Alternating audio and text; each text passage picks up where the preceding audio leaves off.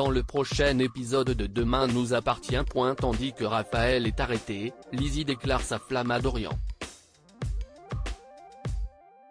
En parallèle, les Moreno font leur coming out de riches. Attention, les paragraphes qui suivent contiennent des spoilers sur l'épisode de Demain nous appartient diffusé demain soir sur TF1. Si vous ne voulez rien savoir, ne lisez pas ce qui suit. Jeudi 2 décembre dans Demain nous appartient. Raphaël est arrêté en quête de réponse. Raphaël donne rendez-vous à ses parents dans son cabinet pour obtenir la vérité. Il y a 30 ans, Rebecca n'était pas très heureuse. À cette époque, Rebecca et Raphaël vivaient à Paris tandis que Sébastien était procureur à Bordeaux. La mère de famille ne travaillait pas et a essayé de relancer sa carrière mais sans succès. Daniel Meffre était quant à lui un avocat d'affaires puissant qui avait envie d'investir dans la musique. Rebecca et Daniel sont alors devenus amants lorsque ce dernier lui a proposé de produire son nouvel album. Quand elle a compris qu'il voulait seulement du sexe, Rebecca a préféré tout arrêter parce qu'elle aimait son mari et qu'elle souhaitait qu'il reste une famille. Seulement, Daniel n'a pas supporté que sa maîtresse le quitte et s'est pointé chez les Perrault très en colère. Au moment où il a essayé de violer Rebecca, Raphaël a sauvé la vie de sa mère en le tuant accidentellement. Comprenant ce qu'il s'était passé, Rebecca a accompagné sa fille dans sa chambre et a attendu qu'elle s'endorme pour prévenir Sébastien. Celui-ci a ensuite déplacé le corps de Daniel jusqu'à son domicile pour faire croire à un suicide.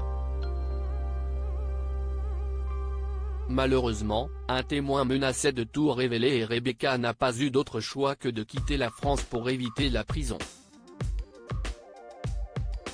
Pour le faire taire, Sébastien lui a donné de l'argent tous les mois jusqu'à sa mort il y a 2 mois. L'occasion parfaite pour Rebecca de revenir en France pour se rapprocher de sa fille. Pendant ce temps, Chloé se rend au chevet de Xavier et indique que ses résultats d'examen sont très encourageants. Épuisé, le procureur confie à sa compagne qu'il n'est pas certain de pouvoir réussir à vivre comme avant. Tandis qu'elle se montre rassurante, Xavier lui demande des nouvelles d'Alex. Mal à l'aise, elle reconnaît qu'elle a beaucoup vu son ex-mari pour qu'il s'occupe de Céleste afin qu'elle puisse passer du temps avec lui à l'hôpital. Très ému, Xavier déclare qu'Alex est un homme bien et qu'il est heureux qu'ils aient pu garder d'aussi bonnes relations. Plus tard, Raphaël rencontre Anna pour une nouvelle séance et lui confirme que c'est elle qui a tué Daniel Meffre. Tenue par les secrets professionnels, la psychologue lui rappelle qu'elle n'est pas là pour la juger. Comme l'avocate ne comprend pas pourquoi elle a oublié quelque chose d'aussi grave, Anna précise qu'elle a souffert d'une amnésie dissociative. Alors qu'elle se demande pourquoi elle s'en est pris à Xavier, Anna répond qu'en enquêtant sur la mort de Daniel, Xavier est devenu un danger pour Rebecca. Raphaël aurait donc agi inconsciemment pour la protéger comme elle l'avait fait 30 ans auparavant. En sortant de sa séance, Raphaël rejoint sa mère. Si Rebecca est soulagée de mettre cette histoire derrière eux une bonne fois pour toutes, Raphaël explique que la prescription commence le jour où l'effraction est décelée. Dans la mesure où un élément révélé permettrait de dire qu'il s'agissait d'un homicide, une action en justice pourrait avoir lieu. Aussi, Raphaël voudrait se dénoncer à la police mais Rebecca l'en empêche. Non loin de là, Aurore et Martin interrogent le chauffeur de taxi qui était à proximité du palais de justice le soir de la tentative d'assassinat de Xavier. Ce dernier confirme que c'est Raphaël qui était à bord de son véhicule ce soir-là. L'avocate étant désormais leur principale suspecte, le commandant Constant somme Roxane de vérifier le bornage de son téléphone. En fin de journée, Rebecca refuse de voir sa fille aller en prison et prépare les valises pour l'emmener loin de la France. Cependant, Raphaël n'entend pas partir en laissant ses filles. Quand la police débarque à son domicile, elle consent donc à les suivre au commissariat aux grands dents de Rebecca qui s'effondre en larmes. En apprenant l'arrestation de leur mère, Maud et Camille voient leur monde s'effondrer mais Rebecca affirme qu'elle sait comment faire pour qu'elle soit libérée. Lizzie déclarait sa flamme à Dorian. Lizzie sort le grand jeu pour séduire Dorian. Tandis qu'elle se maquille, Jack et Jordan signalent qu'il est en couple et qu'elle risque de se prendre un râteau.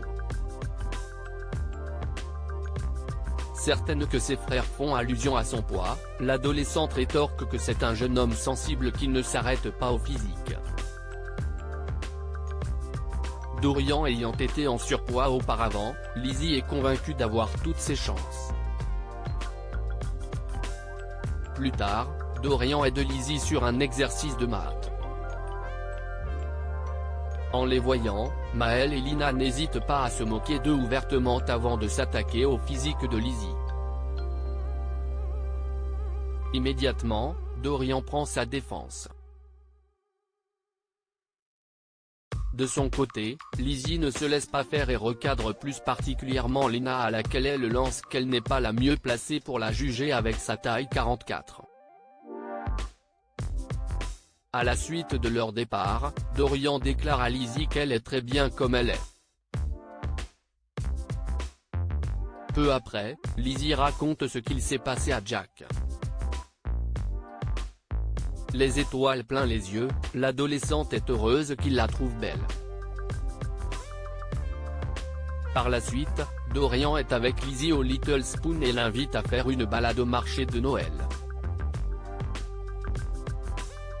Une fois qu'elle l'a remercié pour avoir pris sa défense, Lizzie confie qu'elle adore être avec lui. Comme il ne tarit pas d'éloges sur sa musique, elle finit par lui dire qu'il lui plaît beaucoup et qu'il l'a fait complètement craquer. Mais Dorian n'a pas le temps de répondre car il reçoit au même instant un appel de Camille qui veut le voir. Il prend alors la poudre d'escampette. Les Moreno font leur coming out de riches. Les Moreno ont décidé de faire leur coming out de multimillionnaires. Pour l'occasion, Charlie, Christelle et Sylvain ont vu les choses en grand. En plus de leurs amis, ils se sont mis en tête de convier leurs voisins. Toutefois, c'est loin d'être gagné puisque leur voisinage ne semble pas particulièrement emballé. Pour leur soirée, Sylvain et Christelle ont mis le paquet avec traiteur, champagne, cracheur de feu, lama ou encore DJ. Si Alex, Marianne, Renaud, Judith, Noah et Gabriel font partie des invités, aucun de leurs voisins n'a répondu à leur invitation. Par la suite, Christelle et Sylvain prennent la parole et annoncent à l'assemblée qu'ils ont gagné le jackpot au casino.